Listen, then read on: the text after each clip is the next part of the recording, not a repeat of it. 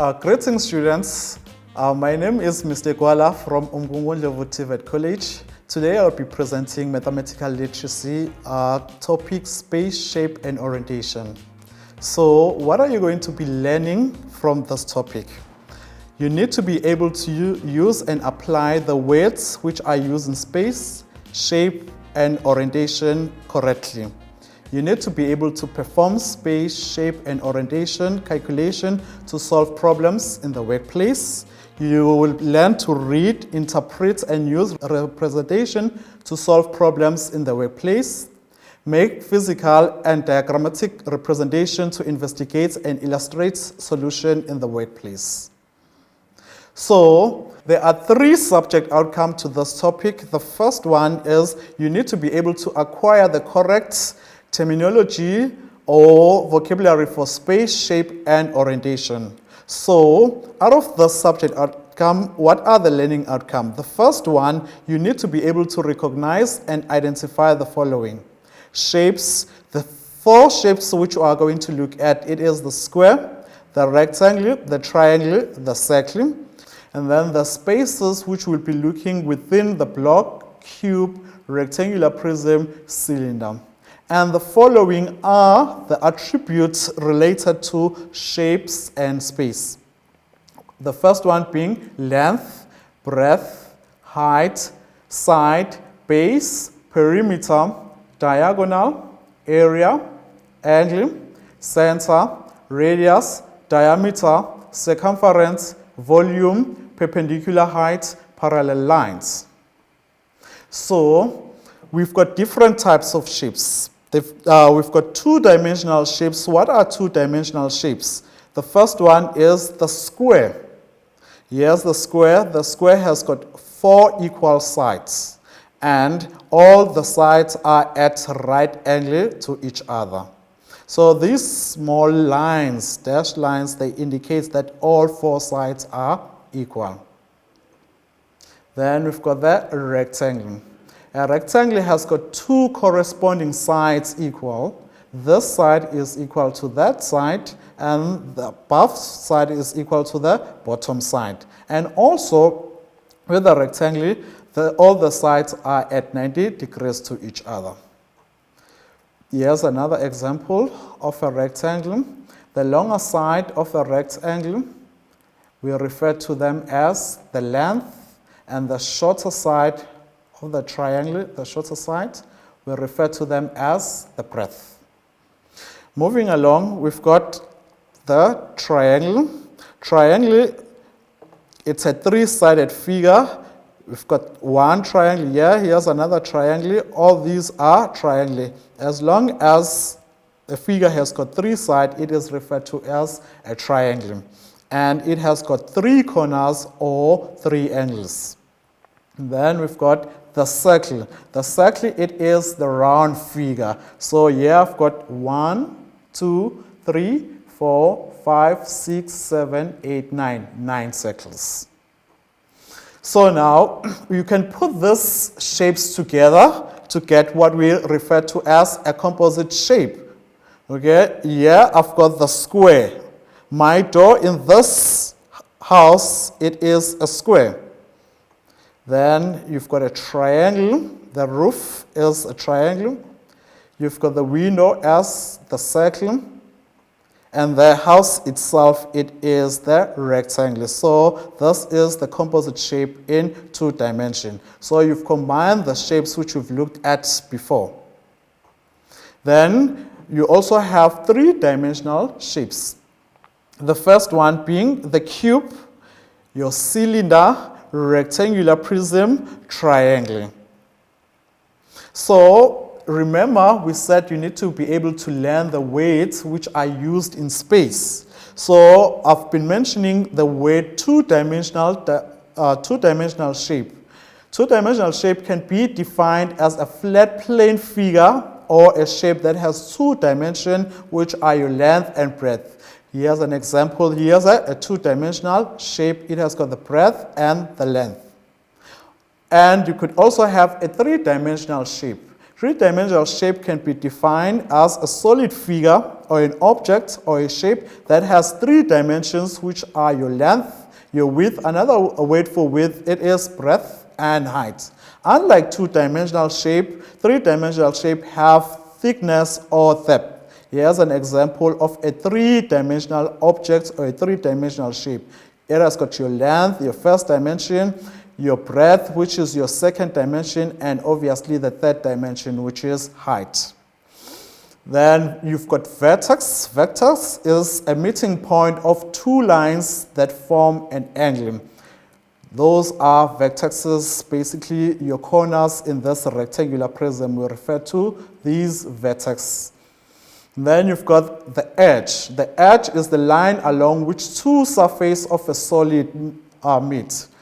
Here are my edges. Those are the edges. Then you've got perpendicular. Perpendicular means at right angle. Okay, these lines are at perpendicular to each other. So a line meeting another at a right angle or 90 degrees is said to be perpendicular to it. So meaning this line is perpendicular to that line because it forms 90 degrees or it is at right angle to this one. Then also we've got parallel lines. Parallel lines are lines on a plane that never meet. They are always the same distance apart. Here are parallel lines. These lines are in the same plane and they will never meet, meaning they will never intersect like the ones above. So, which brings me to the next term, which is intersecting lines. Intersecting lines are two lines that share exactly one point, this shared point is called the point of intersection. Okay, we've got more terms which we have to look at: area and perimeter. Area and perimeter are different ways of measuring a shape. The area is the amount of space of shape inside the shape. The perimeter is the distance around the edge of the shape. Then let's move to the second diagram. In the second diagram, you've got a circle. The circle, outside the circle, you've got the label which says circumference. You've got diameter, then you've got your radius. So now let's define what does these words mean. Diameter is a straight line passing from side to side through the center of a sphere or a circle. That's the diameter. Then you've got the radius. The radius is the straight line from the center to the circumference of the circle or sphere. So from here to there, that is your radius, a straight line from a center to the circumference of the circle. Then you've got the base. Base is a surface on which a figure is regarded as standing. This is the base of our figure, of our rectangular pyramid. Then at the top, you've got the apex. Apex is the highest point in a plane or solid figure relative to a base line or plane. So now, based on what we have looked at, let's look at activity 1 just to see if you are able to recognize those shapes and the terms that we've looked at. Let's look at the longer side of a rectangle. Is it a base, or is it a length? Is it a cylinder, a radius, or a rectangular prism? Okay?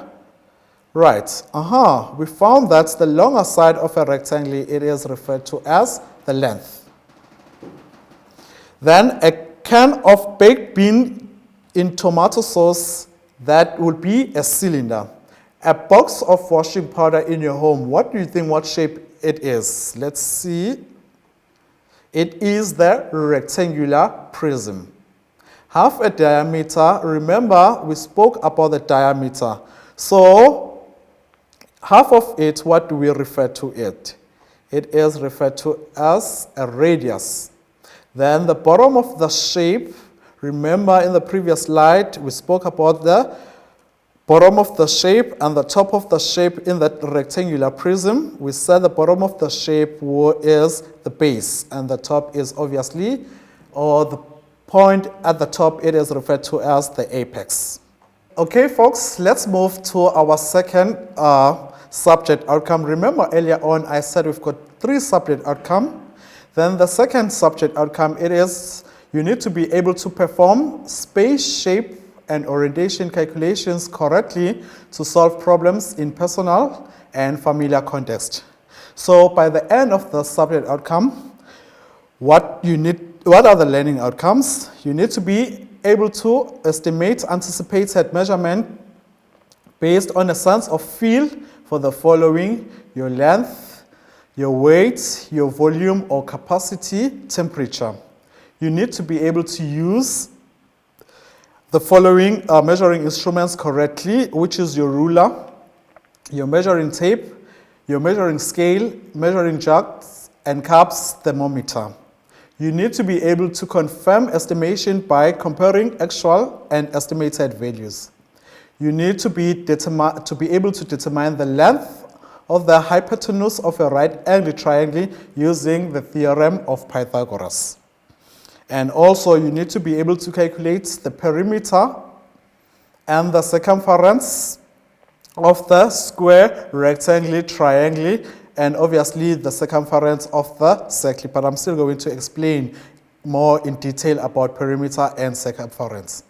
Then also we are going to be looking at the area of the square, rectangle, triangle, circle, and then lastly you need to be able to calculate the volume of the cube, rectangular prism, and the cylinder. Remember, first of all, we said you need to be able to estimate. What is to estimate? Okay, I'm sure most of the time you've been probably to a shop or probably to a clothing store, and then you don't have probably some time to pick on a t-shirt that you like to fit it out. What do you do in that case? You estimate. You look at it and then you probably think this one will fit. Okay, so that is estimation. So you also estimate when you're driving, you also do a bit of estimation to see, okay, how far is the car in front of you so that probably you won't bump into it. You can also estimate different places by actually observing it. Then, luckily these days we've got measuring instruments. We don't necessarily need to rely on estimating. So these are different instruments, and these different instruments are made to measure different things. For instance, if you are measuring length or height, you could use this instruments, your ruler, your measuring tapes, different measuring tapes. And then if you want to measure your volume, you could use a graduated cylinder, your syringe, your burettes, your pipettes, and volumetric mask. For instance, in a hospital, probably if you want to measure like how much medication you want to administer to a patient, obviously you have to use a syringe. Then for a temperature, you could use the thermometer, then to see actually how much hot is the substance or how much cold is a person or a substance. Then you also have got your instrument for measuring mass, which is your kitchen scale or weighing scale. So now let's look at how do you actually read these instruments, because you need to be able to give the appropriate reading and also the units. So let's look at the first scale. So how do you go about reading the first one? So you look at the pointer. The pointer, it is between 2 marks, which is 70 and 60. So how do you go about it? You say 70 minus 60, that gives you 10. Then after that, what do? You calculate how many gaps between 60 and your 70. Let's count them. You've got 1, 2, 3, 4, 5. I've got 5 gaps. So what do? You say 10 divided by your 5 gaps. So meaning each gap represents 2. So now let's count our pointer from 60. How many gaps from 60? 1, 2, 3, 4. The pointer is pointing at the fourth gap. Okay, so if there are 4 gaps from 60 to the pointer, remember each gap represents 2. So it will be 2 times 4, which gives you 8. So remember, we started from 60. 60 plus 8, what do you get? 86. Okay, so this is miles per hour. Units are important. But here in South Africa, we use kilometers per hour. Actually, this is the speedometer. Let's move to the second instrument, which is the weighing scale. From this weighing scale, if you look at it, the pointer is between 200 and 300. So how do you get the actual reading if it's not pointing to a number? So you do the same thing. You take the numbers in between the pointer, which are 300 and 200. So you say 300 minus 200, which gives you 100. And then you also count how many gaps between 200 and 300. If I count, I've got 1, 2, 3, 4, 5, 6, 7, 8, 9, 10. There are 10 gaps. Remember the difference between 300 and 200 is 100. So 100 divided by 10 gaps, what do you get? 10 gaps are 10 per gap. Okay, so meaning each gap represents 10. So now let's count from 200. How many gaps from 200 to the pointer? There are actually 1, 2, 3, 4. There are 4 gaps. Remember, we have calculated that each gap represents 10. So 10 times 4, you get 40. So now from 200 plus 40, what do you get? 240. So the reading here, it is actually 240 grams. Now let's move to the next diagram. So you need to be able to read that watermark here. Imagine that's water. So it is between 900 and 800. So what is the difference between 900 and 800? It is 100. So now how many gaps are in between 800 and 900? There are actually 1, 2, 3, 4. So 100 divided by 4, so meaning each gap represents 25. So from 800, okay, to where the water is, like there's only 1 gap. So each gap, remember we said it is equal to 25. So 25 plus 800, so the water reading, it is at 825 milliliters. Okay, here's another activity about measuring instruments. What measuring instrument and SI unit can be used to measure the following? Let's look at the first one. This is called the measuring tape. It is usually a meter long, but it is also calibrated in millimeters, centimeters. For instance, if you measure your waist, you usually report it in centimeters.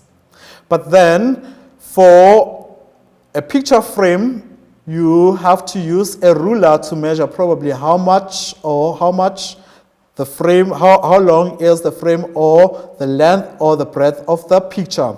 The units which are applicable in the ruler, they are millimeters or centimeters. But now if you want to see how long is the road, probably if you want to put road markings, what are you going to use? It is the measuring wheel, and usually it is reported in kilometers.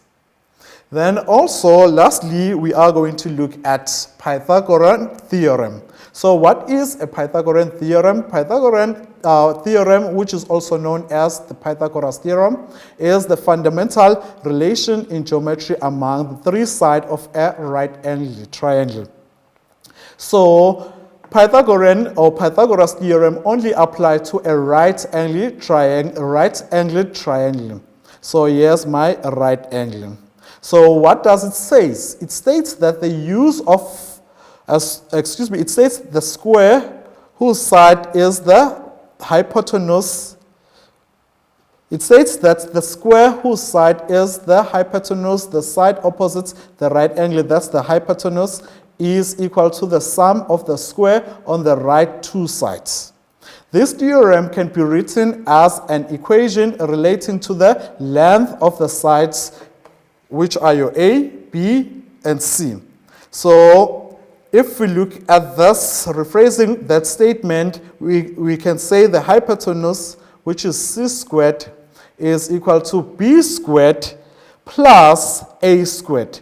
Remember, the square whose side is the hypotenuse, which is your C squared, equal to the sum. Remember, you get the sum when you add the two sides of the square, which are your B squared and A squared.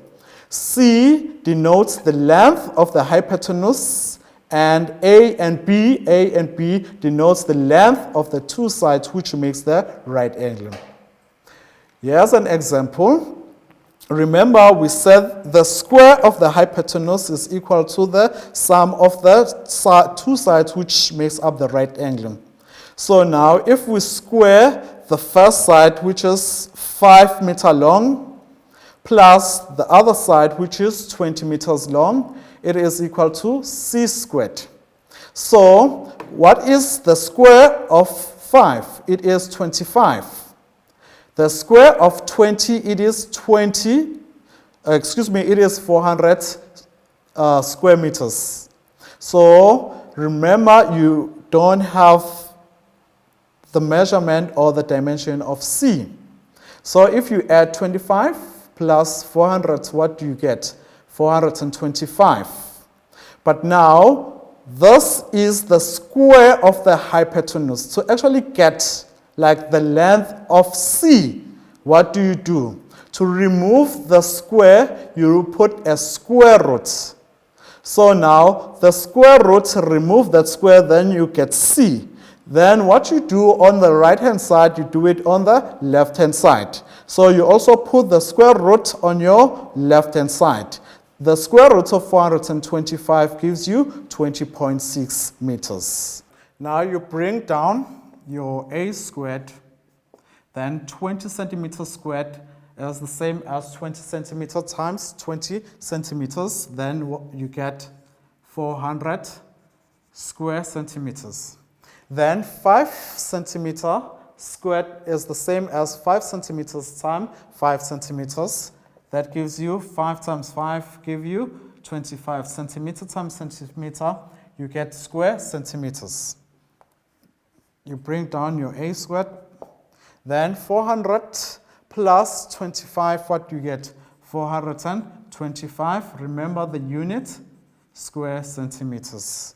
Now, how do we get the read of the square? Now, to get the A, you put the square root on both sides. So now, this square root kills that square, okay? Or it cancels out that square, so you are left with A. What is the square root of 425? Work it out from your calculator. You'll find that it is 20.6 centimeter. Remember, that square root cancel that square. So your answer is 20.6 centimeters, meaning the length of that side is 20.6 centimeters. Let's move now to the second triangle to work out what is B. So B squared is equal to 4 meter, remember, to square, plus 6 meter, then you square. Then bring down your B squared. 4 meter squared is the same as 4 meter times 4 meter, which gives you 16 square meters, plus 6 meter square is the same as 6 meter times 6 meters. So what do you get? There is 6 square meters. Then you bring down your B, then add what's on your right-hand side. 16 plus 36. What do you get? You get 52 square meters. Okay. Then how do you get the read of that square? Okay. Remember, I said earlier on, to get rid of the square, what do you put? A square root. Let's put a square root on both sides. So this square, this square roots cancel that square, then you're left with b. What is the square root of 52?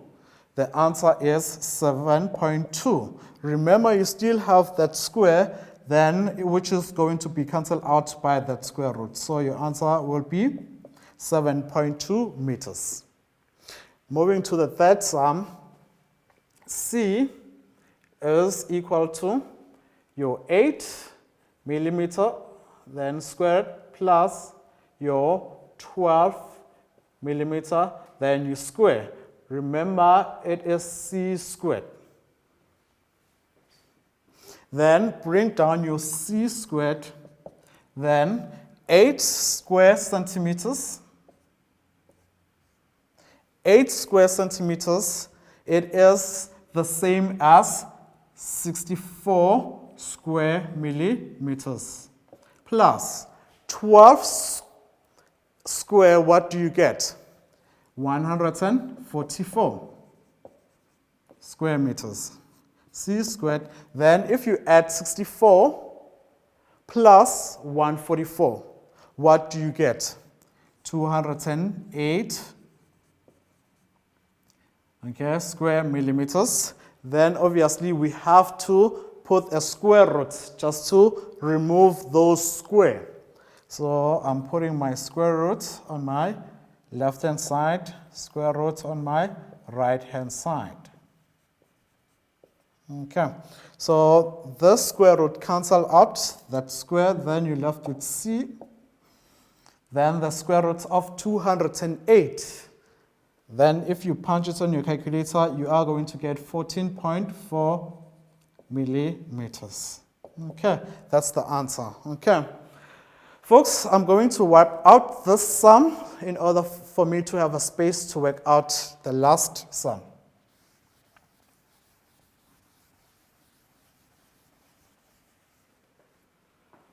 Okay, the hypotenuse here, it is D. So now the square of the hypotenuse is equal to the sum of the squares of the two sides. The two sides being, the first one is 100 meters. Remember to square it, plus the second one, it is also 100 meters, then you square it. Then you've got your D squared. Then 100 square, what do you get? 100 times 100, you get 10,000, then square meters, plus 100 square meters, it would be 100 meters times 100 meters, you will also get 10,000 square meters. Then you bring down your D squared, 10,000 plus your 10,000, what do you get? You get 20,000 square meters. Then, in order to get rid of those square, you put the square root on both sides.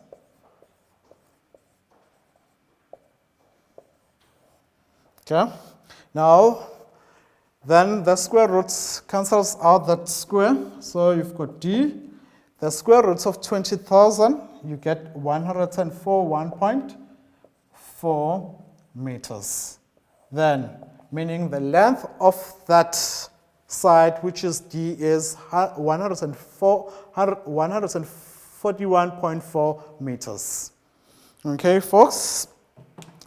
Let's call it a day. Then the next time I see you, we are going to be looking at part 2, which will obviously include the third subject outcome. Thank you.